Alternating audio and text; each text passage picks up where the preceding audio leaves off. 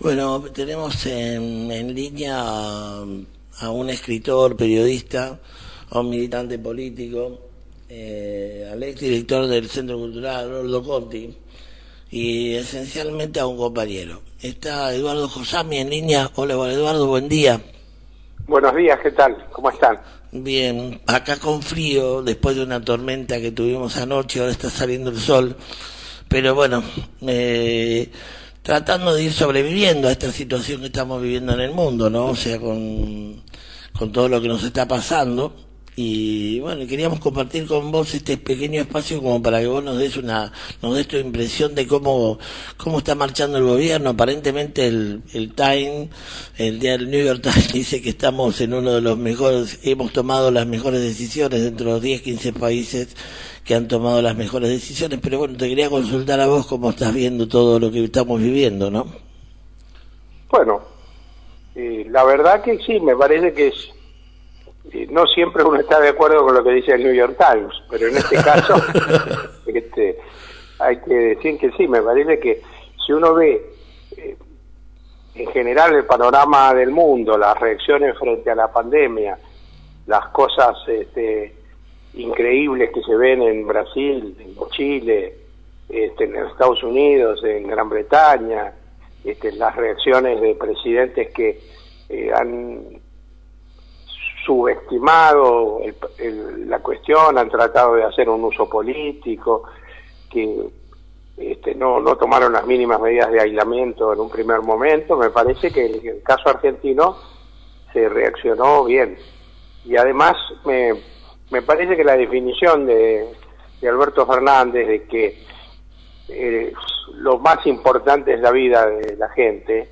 que la economía, por supuesto que importa mucho, pero que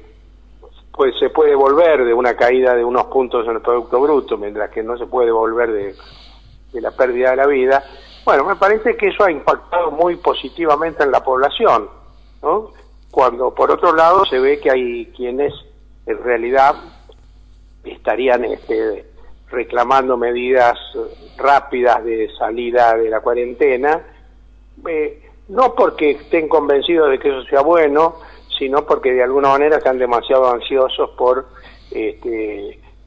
proteger sus empresas o sus intereses, cosa que, insisto, no me parece que esté mal ni que sea poco importante, pero en los momentos tan difíciles como este hay que tener claro que la defensa de la vida y el respeto de las medidas de protección son lo prioritario, ¿no? Yo lo que observo es que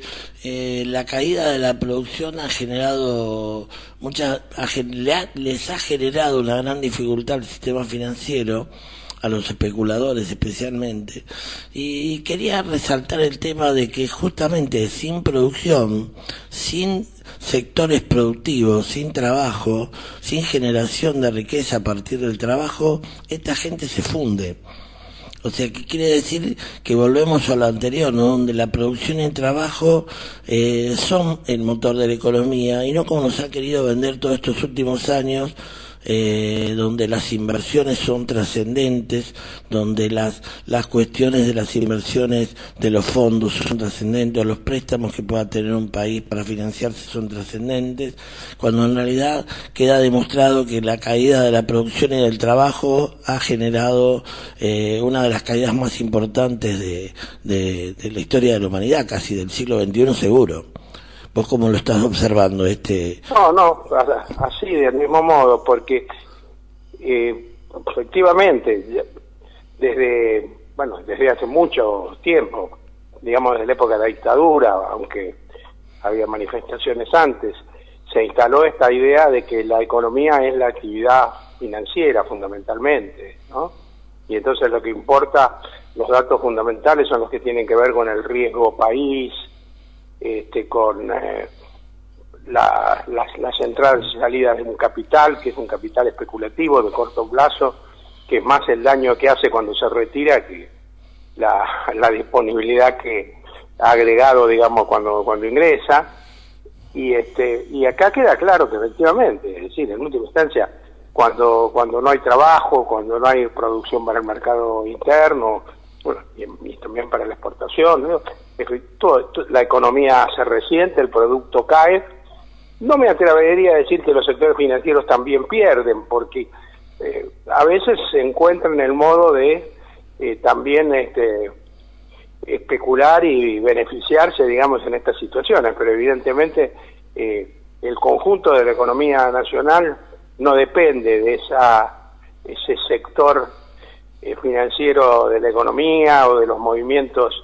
de capitales especulativos con el exterior, sino que depende de las pequeñas, medianas y otras empresas que desarrollan su trabajo en el país y del aporte de los trabajadores. Esto yo creo que es, como vos decías, una primera enseñanza en el terreno económico y social de lo que es la pandemia.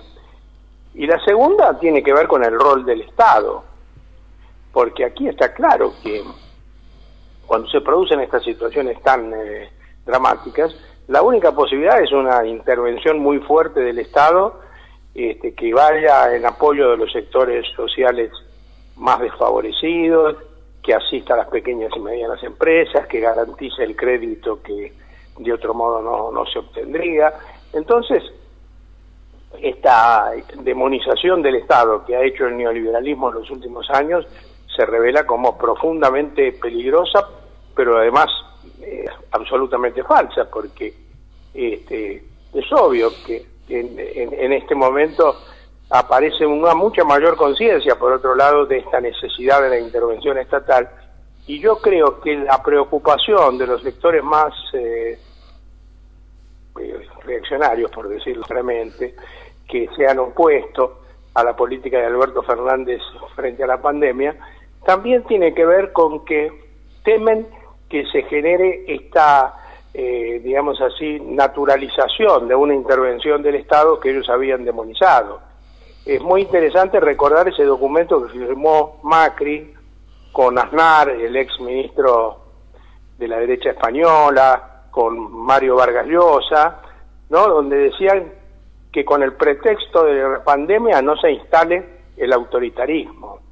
En realidad lo que estaban queriendo decir es que no siga avanzando la presencia reparadora, digamos, del Estado en esta situación, porque de esto después de alguna manera no hay marcha atrás, ¿no? Ahí me parece que se inscribe en esta última semana la decisión de intervenir a la multinacional Vicentín. O sea, y los miedos que esto ha generado, ¿no? Evidentemente se les ha movido un poquito el piso y han salido a pelearla fuerte, ¿no? Yo la primera impresión que tuve, dije, salieron con los tapones de punta, porque fue muy rápida la reacción, llamaron a movilizaciones, cacerolazos,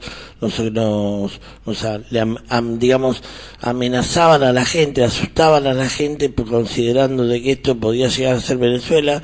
pero en realidad por el descrédito que esta gente ha generado de Venezuela y cosas que nosotros nunca pudimos poner claramente qué es lo que ha sucedido en Venezuela, pero si no,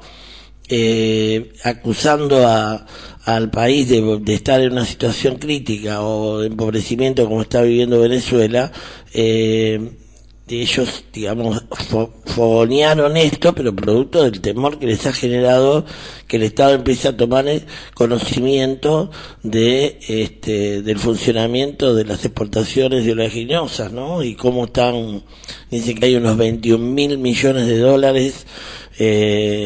contrabandeados de alguna manera. Esto ya dicho por no sé si el Banco Mundial, o hay un estudio hecho donde demostraron que hay más de 300.000 millones de dólares que las cerealeras exportadoras no han declarado. En la Argentina serían 21.000 millones. Yo digo, bueno, ahí se escribe todo esto. ¿Vos cómo lo ves esto de Vicentín, Eduardo? Bueno, en relación con esto último que decías, ahora aparecen los datos de Vicentín exportando a través del Uruguay y del Paraguay, ¿no? Subfacturando sus exportaciones en la Argentina y guardando dólares fuera del país. Esto es una práctica que las exportadoras de cereales han hecho más de una vez, por no decir casi siempre. Se dio alguna situación que ellos consideraban como de atraso cambiario en el país. Y bueno, pero es nada más que un aspecto de toda una política de vaciamiento de la empresa y de defraudación al Estado Nacional, que además siguió prestando, durante la gestión de Mauricio Macri, le siguió prestando plata a una empresa que había superado los límites que la Carta Orgánica del banco permitía para prestar a un solo cliente, y que, bueno, además esa plata no la reinvirtió en la actividad empresarial, sino que la sacó del país. Yo creo que se ha hecho un gran escándalo que me parece que no van a conseguir instalar del todo, porque se quiere evocar el fantasma de la crisis con el sector agropecuario del 2008, la de la resolución 125, y me parece que las situaciones son muy distintas. En el 2008, bueno, hoy sabemos que más allá de que eso era una medida absolutamente normal, el aumento de las retenciones, sobre todo en una situación que se esperaba un alza de precios en el mercado mundial notable de la soja, hubo cierta precipitación del ministro de Economía entonces, efímero ministro de Economía, que fue Martín Lustó, que dijo que no iba a haber reacciones por esa medida, que se tomó probablemente sin tener plena conciencia de que iba a provocar una reacción grande. Y después, cuando el gobierno envió el proyecto al Parlamento y en la Cámara de Diputados se hizo una modificación del proyecto para escuchar los reclamos de los pequeños y medianos productores, se ganó la votación en diputados. Y si no se ganó en el Senado, bueno, seguramente fue porque este proceso de tratar de separar los intereses de los sectores menos concentrados en relación con los grandes capitales del agro se hizo demasiado tarde y ya había una reacción en el interior muy fuerte. Pero esta vez me parece que se ha empezado de una manera muy diferente, porque vos fíjate, es cierto que hubo una gran manifestación en la zona, ¿no? Pero los productores de la zona, que en última instancia son los intereses reales que deben ser protegidos, junto con el de los trabajadores de las plantas de Vicentín, bueno, están a favor de la intervención estatal, porque saben que la única manera que pueden tener de cobrar sus créditos y sus salarios es si el Estado es que se hace cargo. Entonces, yo creo que, por otro lado, el gobierno se movió con, yo diría, con habilidad y con un estilo dialoguista, nada que pueda servir, digamos, para esta campaña de asustar a la gente de que acá se viene una política de expropiación sistemática a cualquier empresa, porque además, como lo dijo el presidente, no estamos expropiando una empresa próspera, estamos expropiando y rescatando una empresa quebrada, y estamos actuando en función de los intereses de los trabajadores, de los pequeños productores, de todos los que se han sido perjudicados, bueno, y de todos los argentinos en última instancia, que porque es el erario público el principal perjudicado también en esta cuestión.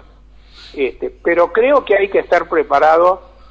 para que cada medida que tome el gobierno de Alberto Fernández en un sentido popular, que tenga que ver con ir desmontando gradualmente lo que fue toda esta política económica y esta concepción de la economía y de la sociedad que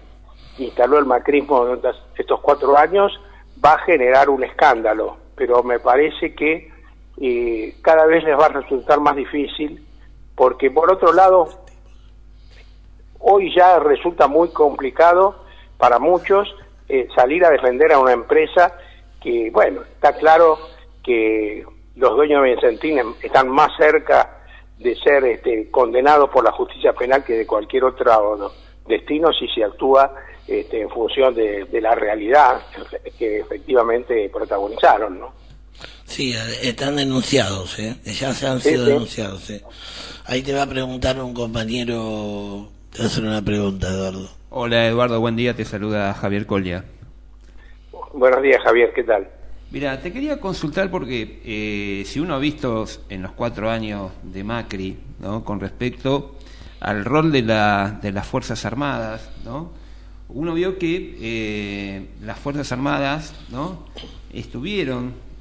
referidas o tuvieron un enfoque a participar en algunas represiones, ¿no? Yo quería comentarte cuál va a ser el rol en tu cargo, sobre todo con lo que es también la paridad de género, cómo va a ser el tema de los valores democráticos en las Fuerzas Armadas, y también cómo has visto, y si has visto también un cambio en el rol que deberían tener las Fuerzas Armadas. Bueno, obviamente ese es un tema fundamental porque, bueno, las Fuerzas Armadas existen y son muy importantes. Entonces, a veces nosotros, cuando digo nosotros me refiero a los que militamos en el movimiento de derechos humanos y teníamos una postura muy crítica, lógicamente, frente a todo el pasado dictatorial. Después, bueno, preferíamos ignorar de alguna manera la existencia de las Fuerzas Armadas porque nos traían malos recuerdos, ¿no? Pero por suerte ahora estamos en una situación que es en principio diferente, porque como lo hizo notar el presidente en más de una ocasión y el ministro de Defensa también, no hay oficiales en actividad que hayan, digamos, o mejor dicho, los oficiales que están en actividad se graduaron después del año 1983, ¿no? O sea que no tenemos en los planos de oficiales, en los cuadros de oficiales en actividad, gente que haya participado de la vida militar en la dictadura y que por lo tanto pueda haber estado involucrado en la represión.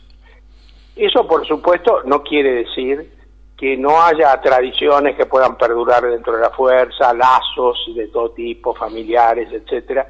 No estoy diciendo esa ingenuidad, pero estoy señalando que es un dato político muy fuerte que nos permite, bueno, que tenemos que tomar como base para nuestras políticas en relación a las Fuerzas Armadas. Sin ir más lejos, lo que pasó en esta pandemia, donde las Fuerzas Armadas han tenido un rol importante, instalando hospitales de campaña, distribuyendo alimentos en algunas zonas del Gran Buenos Aires muy carenciadas, interviniendo ya unos días antes de la pandemia en Salta, en la comunidad Huiche, también en unas situaciones muy graves que ahí se habían producido. Bueno, no hubiera generado años atrás reacciones muy negativas seguramente de la población, y esta vez por el contrario la experiencia ha sido buena, y la población ha recibido con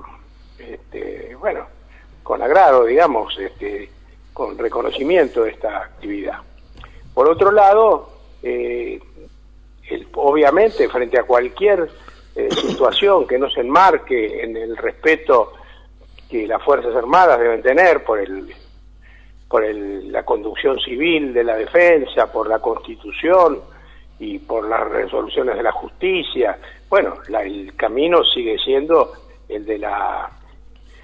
sanción disciplinaria y eventualmente la exclusión de la fuerza. Nosotros tuvimos un caso en Rosario, donde un alto oficial, y no recuerdo mal, era un coronel o un teniente coronel, hizo declaraciones durísimas contra el presidente Alberto Fernández y lo consideró subversivo. Bueno, ese hombre, el propio comandante en jefe del ejército, hizo la denuncia judicial para que fuera procesado, y bueno, y esa es la situación hoy. Y a mí me tocó intervenir también en Buenos Aires cuando, desde la Dirección Nacional de Derechos Humanos del Ministerio, cuando en el Comité Olímpico Argentino hubo un grupo de integrantes de ese comité, entre ellos un teniente coronel también en actividad, que hizo declaraciones contrarias a la celebración del Día de la Memoria, el 24 de marzo, un elogio de los militares genocidas, bueno, ese hombre está siendo sumariado hoy y las autoridades del ejército respondieron positivamente a nuestro reclamo en ese sentido. Entonces me parece que se abre también en relación con las Fuerzas Armadas una nueva etapa política en la Argentina, en la que me parece que podemos confiar o ser optimistas, lo cual no implica, insisto, no abandonar todas las prevenciones, digamos, que pudieron tenerse en su momento, pero que se inició una etapa en la que es importante rediscutir el rol de las Fuerzas Armadas. Las Fuerzas Armadas durante muchos años en la Argentina, hace décadas, vivieron de lo que llamaban el enfrentamiento a la subversión. Y evidentemente ese es un ciclo terminado. Algunos otros creen que el lugar de las Fuerzas Armadas tiene que ser ir siguiendo a los Estados Unidos por todo el mundo, participando de sus actividades de agresión en Irak, en Siria, y todo lo que se ha hecho en los últimos años de agresión a los pueblos, amparándose en una supuesta lucha contra el terrorismo o el narcotráfico. Bueno, ese evidentemente no es el camino para las Fuerzas Armadas en una sociedad democrática, y me parece que me animo a decir, sin que me corresponda a mí tampoco hacer estas evaluaciones, pero me animo a decir que daría toda la impresión de que esto se va entendiendo. Hubo unas declaraciones del nuevo jefe de Estado Mayor del Ejército no hace muchos días, planteando que el tema de la defensa de los recursos naturales de la Argentina, el tema de la soberanía, en última instancia debe ser el eje del pensamiento y la actividad de los militares. Y entonces me parece, insisto, que, y hablo con mucha prudencia, porque este es un tema muy importante y difícil para nosotros, pero creo que podemos tener cierta confianza en esta ruta que se inicia. Y por supuesto, no lo dije hasta ahora porque me parece tan evidente que no hace falta ni decirlo. Esto no implica decir, bueno, entonces olvidémonos de los juicios o de las políticas de memoria y verdad y justicia, porque al contrario, eso es como el sustento fundamental de una democracia que tomó conciencia de lo que había ocurrido en los años de la represión y la dictadura y el genocidio, y sabe que eso no puede volver a ocurrir más, y en ese camino hay que ser consecuente y con la acción de la justicia, ¿no? Pero bueno, es un tema complejo que me parece que tenemos que seguir discutiendo, pero insisto, yo que me sorprendí de algún modo porque nunca había trabajado en relación con las Fuerzas Armadas cuando fui designado, pero realmente rápidamente me sentí contento de afrontar un desafío tan estimulante, tan importante y tan necesario, me parece, en la actualidad. Eduardo, ¿qué estás escribiendo? Mirá, en realidad el triunfo electoral de nuestro me cambió un poco los planes, porque en los tiempos en que yo veía, como tantos veíamos, que el macrismo había llegado y que no era fácil pensar en que en el corto plazo se iba a ir, ¿no? Ni Por ellos eso, lo pensaban. Después de la elección del 2017, sobre todo, bueno, yo estaba escribiendo sobre el neoliberalismo y, bueno, no he abandonado ese proyecto, sigo escribiendo, pero, bueno, le doy menos importancia ya a lo que ha sido una etapa corta en la vida política argentina, que por suerte hemos terminado, y estoy planteando más en términos teóricos, y también estoy empezando a escribir, pero sobre eso voy a ir muy despacito porque es mucho lo que tengo que aprender todavía, sobre esta nueva perspectiva de la que hablábamos recién, es decir, de cómo aportamos a esta discusión sobre el rol de las Fuerzas Armadas, ¿no? Vos sabés que cuando yo te vi, yo me enteré que estabas ocupando ese lugar en el Ministerio de Defensa cuando te hizo una entrevista a Julián Guarino. Y, sí. y me sorprendí, me dio curiosidad, pero mucha curiosidad. Yo digo, ¿cómo lo has enfrentado vos, tanto en lo personal como en lo político? Ese lugar, ¿no? Ese cargo que para mí, digo, bueno, es como vos lo dijiste, es un gran desafío, ¿no? La verdad que es una experiencia única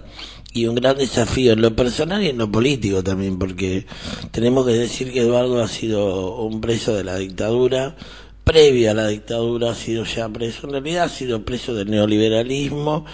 ha sido preso de las corporaciones, ha sido un preso de todos aquellos que han intentado someter a la humanidad y la siguen sometiendo dentro de sus posibilidades en la década del 70. Así que bueno, nosotros tuvimos la visita de Eduardo en Necochea. Esperemos volverlo a recibir, aunque sea cuando pase la pandemia te vamos a llamar. Así que anda apurándote a terminar el libro si lo presentamos. Bueno, ¿y cómo está lo de la pandemia? Que tuvimos cierta preocupación todos cuando vimos que de pronto también en Necochea aparecía. Y fue un descuido, porque viste, este es un pueblo chico, con el tiempo, viste, de vida también que hace a los pueblos chicos, un ritmo tranquilo. Y bueno, no había circulación de virus, así que Pero hubo 60 días que no teníamos casos. Claro, no teníamos caso. Apareció un muchacho que vino del hospital Güemes de Buenos Aires y se infectó a la novia infectó a los hijos infectaron a las señoras que fueron a un baby shower y se armó un despiplume. Bueno, pues estuvo controlado eso, pero lamentablemente ayer tenemos la aparición de una enfermera contagiada y que bueno, todavía no pudimos ampliar la información, pero bueno, se nos contagió una enfermera y bueno, eso me parece que nos va a generar otro pequeño ordenamiento en la ciudad. Espero que estén todos bien, que estés bien, que te cuides, y bueno, y que saludes a todos los compañeros que te rodean. No sé si lo ves mucho a Sergio Rossi, que yo tuve mucho vínculo con él durante la campaña de Agustín en el 2015 y de vez en cuando mantengo algún tipo de conversación con él. Así que bueno, si lo ves, dale mis saludos y te mando... Yo hablo todos los días con él. Mira vos, dale un abrazo, mandale un abrazo al Sapo. Bueno, mandale un abrazo al Sapo y a tu señora y a todos los vínculos afectivos que estén por ahí. Bueno, y te agradezco, para ustedes, lo mejor, te agradezco tu participación.